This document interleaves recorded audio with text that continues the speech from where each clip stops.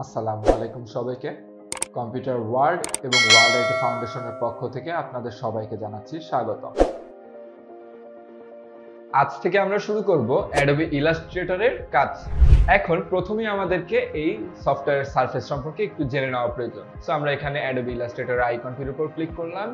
এখানে সিমিলারলি ফটোশপের মতোই লেফট সাইডে টুলস রয়েছে, ওপরে ফাইল মেনু রয়েছে, রাইট সাইডে বিভিন্ন রকমের প্যানেল রয়েছে। এখানে অপশনস দেখানোর জন্য আলাদা একটি ট্যাব রয়েছে, যেখানে আমরা যদি কোনো ফাইল ওপেন করি তারপরে আমাদেরকে অপশনগুলো দেখানো শুরু করবে। এরপর আমরা মূলত ফাইল মেনুর কাজ দেখব। সো এখান থেকে আমরা ফাইল থেকে নিউ নিলাম।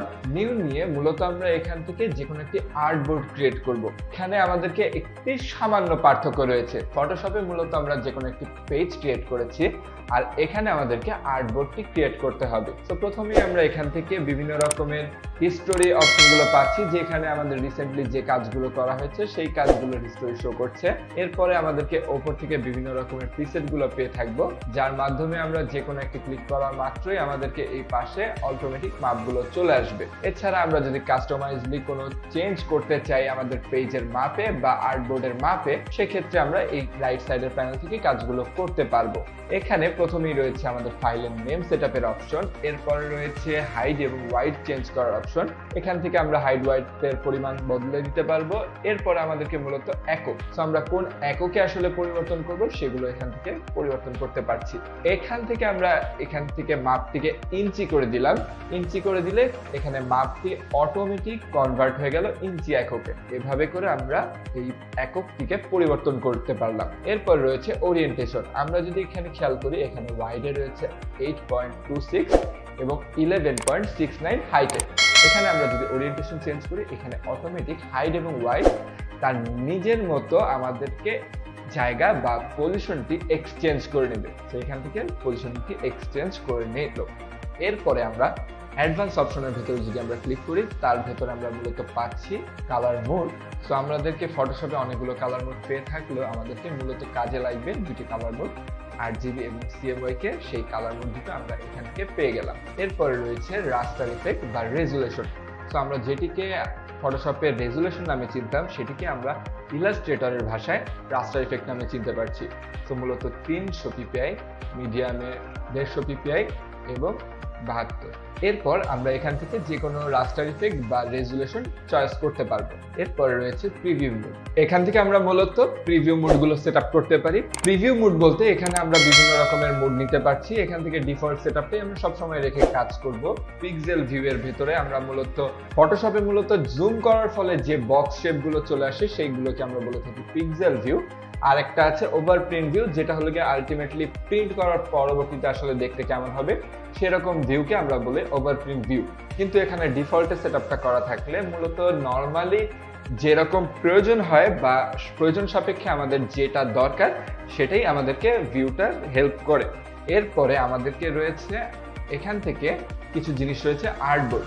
আমরা আর্টবোর্ডের সংখ্যা এবং হলো এখানে ব্লিড এরিয়া সম্পর্কে জানছি, তার আগে আমরা এখান থেকে ক্রিয়েট করে নিলাম। সো ক্রিয়েট করে নেওয়ার পরে আমরা এখান থেকে আমরা যে কোনো একটি ফাইল ক্রিয়েট করে নিলাম। ফাইল ক্রিয়েট করে নিলে আমাদের দেখতে পাচ্ছি এখানে একটি মাত্র আর্টবোর্ড রয়েছে। সো এখানে যদি আমাদেরকে অনেক সময় প্রয়োজন হতে পারে, যেমন বিজনেস কার্ডের ক্ষেত্রে 2টি আর্টবোর্ডের প্রয়োজন হয়। সো আমাদেরকে ফটোশপে ফাইল 2টি নিয়ে কাজ করা লাগতো, কিন্তু এখানে আমরা চাইলেই এখানে আমরা ফাইল থেকে নিউ এর ভেতরে আমরা যদি আর্টবোর্ডটা টু করে দিই, সেক্ষেত্রে আমরা ক্রিয়েট করলে এখানে পাশাপাশি 2টি আর্টবোর্ড একটি ফাইলের মধ্যে আমরা দেখতে পারবো। তো এভাবে করে আমরা চাইলে একাধিক আর্টবোর্ড নিয়ে কাজ করতে পারবো।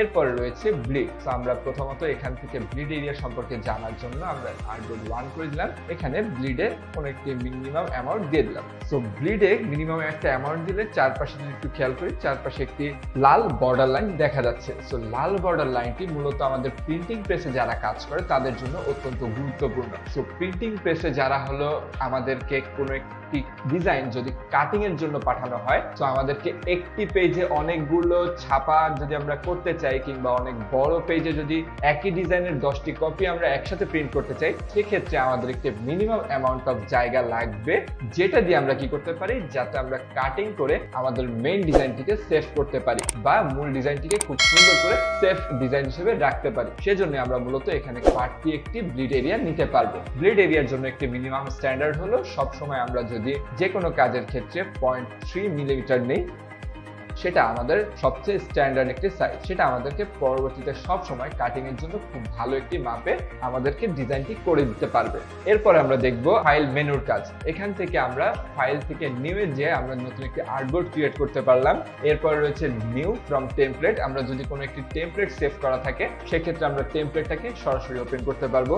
আমরা টেমপ্লেট সম্পর্কে পরবর্তীতে জানছি, তার আগে আমরা এগুলো শেষ করে নিই। ওপেন দিয়ে আমরা রিসেন্টলি কাজ করা যে কোনো ফাইলকে ওপেন করতে পারবো।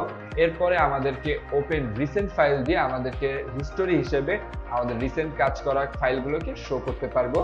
এরপরে রয়েছে আমাদেরকে ক্লোজ দিয়ে আমরা যে কোনো একটি নির্দিষ্ট ট্যাবকে ক্লোজ করতে পারবো।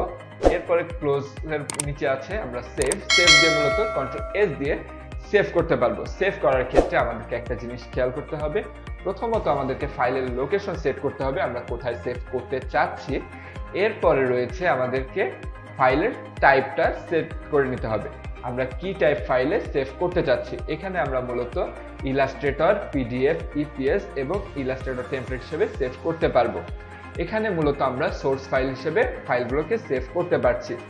এরপর আমাদের রয়েছে সেভ অ্যাজও আমরা ফাইলটিকে সেভ করতে পারছি। সেভ অ্যাজ কপি, সেক্ষেত্রেও আমরা ফাইলটিকে আরও একটি নতুন কপি হিসেবে সেভ করতে পারবো। এখন কথা হলো save as template. Save as template এবং নিউ ফ্রম টেমপ্লেটের ব্যাপারটিকে ক্লিয়ার করার জন্য আমরা একটি উদাহরণ শুরু করছি। সো এখান থেকে আমরা সাপোজ ধরে নিচ্ছি একটি বিজনেস কার্ড আমরা বানাবো। সো বিজনেস কার্ডের স্ট্যান্ডার্ড সাইজ 3.5 আর হাইটে 2, তো 2 ইঞ্চি নিলাম। আর এখানে আমরা মিলিমিটারের এককে দেওয়া আছে আমাদের ব্লিড এরিয়া। সো এখান থেকে আমরা ব্লিড এরিয়া দিয়ে ক্রিয়েট করে নিচ্ছি, আর্টবোর্ডটা 2 করে নিলাম। এখন মূলত এটা আমাদের একটি বিজনেস কার্ডের টেমপ্লেট। সো এখন পরবর্তীতে সবসময় বিজনেস কার্ড যদি আমরা বানাতে চাই খুব ফ্লুয়েন্টলি, সেক্ষেত্রে আমাদেরকে এটাকে যদি একটা টেমপ্লেট হিসেবে সেভ করে দিই, আমরা টেমপ্লেট হিসেবে আমাদের ডাউনলোডসের ভিতরে সেভ করে দিচ্ছি, আনটাইটেলড 5 হিসেবেই সেভ করলাম। এখন পরবর্তীতে আমরা যদি বিজনেস কার্ড বানাতে যাই সেক্ষেত্রে আমরা অন্যান্য সকল ফাইল কেটে দিলাম। এরপর আমরা চলে যাচ্ছি ডাউনলোডসে এখানে একটি টেমপ্লেট ফাইল আসলো। এই টেমপ্লেট ফাইলটার উপর ক্লিক করলে প্রতিবার নতুন করে একটি পেজ ক্রিয়েট হয়ে যাবে। আমরা প্রত্যেকবারই যদি একটি ক্রিয়েট করি, সো প্রত্যেকবার ক্রিয়েট করার সাথে সাথে আমাদেরকে নতুন একটি পেজ সেটআপ হয়ে গেল। সো এইভাবে করে আমরা নতুন একটি পেজের ভেতরে বা নতুন একটি ফাইলের ভেতরে খুব সহজেই কাজগুলো করতে পারবো। এরপরে আমরা রয়েছে প্লেস। আমরা যদি এই ইলাস্ট্রেটর ফাইলটির ভিতরে কোনো একটি ছবিকে প্লেস করতে চাই সেক্ষেত্রে আমরা এখান থেকে ছবিটিকে নিলাম, প্লেসের উপর ক্লিক করলাম। আমাদের এই মাউস পয়েন্টারের সাথে ছবিটি প্লেসমেন্ট হওয়ার জন্য সাথে থাকবে। এখন যেখানে আমরা ক্লিক করব সেখানে আমাদের ছবিটি অ্যাডজাস্ট হয়ে বসে যাবে। সো এইভাবে করে আমরা যে কোনো একটি ছবিকে প্লেসমেন্ট করতে পারবো। এরপরে আমাদেরকে মূলত রয়েছে এক্সপোর্টের মাধ্যমে আমরা যে কোনো একটি ফাইলে প্রিভিউ মোডে সেভ করতে পারবো। প্রিভিউ মোড বলতে মূলত জেপিজি কিংবা পিএনজি কে আমরা বুঝিয়ে থাকি। সো এখান থেকে আমাদেরকে বিভিন্ন রকমের প্রয়োজনীয় ফাইল ফরম্যাটে সেভ করতে পারবো। জেপিজি পাচ্ছি, এখানে পিএনজি পাচ্ছি, ফটোশপের পিএনজি ফাইল আমরা সেভ করতে পারবো। এরপরে আমরা বিভিন্ন রকমের প্রয়োজনীয় ফরম্যাটে সেভ করতে পারবো। এখান থেকে ডিরেক্ট এক্সপোর্ট দিতে পারি, আবার চাইলে আমরা ইউজ আর্টবোর্ডে মার্ক করে এক্সপোর্টও দিতে পারবো। সো এখান থেকে আমাদের ফাইলটি এক্সপোর্ট দিলে আমাদের ফাইলের মেইন একটি জেপিজি ফাইল বা পিএনজি ফাইলে সেভ হয়ে যাবে। এরপরে আমরা যাচ্ছি প্যাকেজের আমাদের খুব একটি দরকার হয় না, কিন্তু এখানে মূলত আমাদের কি হয়, এটাকে প্যাকেজ হিসেবে সেভ করলে মূলত আমাদেরকে যে ইনস্ট্রুমেন্ট বা যেই প্রসেসগুলো আমরা ইউজ করেছি সেটার একটি লিখিত ভার্সন হিসেবে এটি সেভ হয়ে থাকে, যা মূলত আমাদেরকে কোডার যারা আছে, যারা ওয়েব ডেভেলপমেন্টে কোড লিখে থাকে তারা মূলত এটি ইউজ করে থাকে। এরপরে আমরা পাচ্ছি ডকুমেন্ট সেটআপের ভেতরে আপনি মনে করেন কোনো একটি পেজকে আপনি ইঞ্চি এককে সেটআপ করেছেন, কিন্তু এখন আপনার প্রয়োজন এটি পয়েন্ট বা পিক্সেল এককে চেঞ্জ করা। সেক্ষেত্রে আপনি এখান থেকে ইঞ্চি এককটা পরিবর্তন করতে পারবেন। আর্টবোর্ড যদি চেঞ্জ করতে চান এডিট আর্টবোর্ড করতে পারবেন। সো এরপরে আমরা চাইলে ডকুমেন্ট সেটআপের ভিতর থেকে আমরা চাইলে এখান থেকে কালার চেঞ্জ করতে পারবো, অন্যান্য পরিবর্তন করতে পারবো, যা আমাদের খুব একটা প্রয়োজন হয় না। শুধুমাত্র এখান থেকে ইউনিটসটাই খুব বেশি আমাদের চেঞ্জ করতে হয়, সেইভাবে আমরা চেঞ্জ করতে পারবো। এখান থেকে ওকে দিতে পারবো। এখন আমাদেরকে যে কোনো কাজ করার ক্ষেত্রে মনে হতে পারে যে আমরা কালার মোড যেটা দিয়ে প্রথমত সেট আপ করেছিলাম CMY কে দিয়ে করলে আমাদের যদি মনে হয় যে না আমাদের RGB করা প্রয়োজন, সেক্ষেত্রে আমরা এখান থেকে ডিরেক্ট কালার মোড থেকে RGB তে কনভার্ট করে নিতে পারবো। এখান থেকে আমাদের চাইলে যে কোনো একটি ফাইলের মোডকে আমরা খুব সহজেই কনভার্ট করে নিতে পারছি। এরপর রয়েছে ফাইল ইনফোর ভিতরে বিভিন্ন রকমের ফাইলের ইনফরমেশন আমরা অ্যাড করতে পারবো। এরপরে আমাদের রয়েছে প্রিন্টের মাধ্যমে যে কোনো একটি প্রিন্টার সংযুক্ত থাকলে ডিরেক্ট আমাদের প্রিন্টের অপশনগুলো চলে আসবে। এরপরে রয়েছে শেষ যে এক্সিট মানে আমাদেরকে একদম পুরো সফটওয়্যারটিকে ক্লোজ করে দিবে। সো একবারে সফটওয়্যারটিকে ক্লোজ করার জন্য আমরা এক্সিটে প্রেস করলে আমাদেরকে ফাইলগুলো সেভ করার পারমিশন যাবে।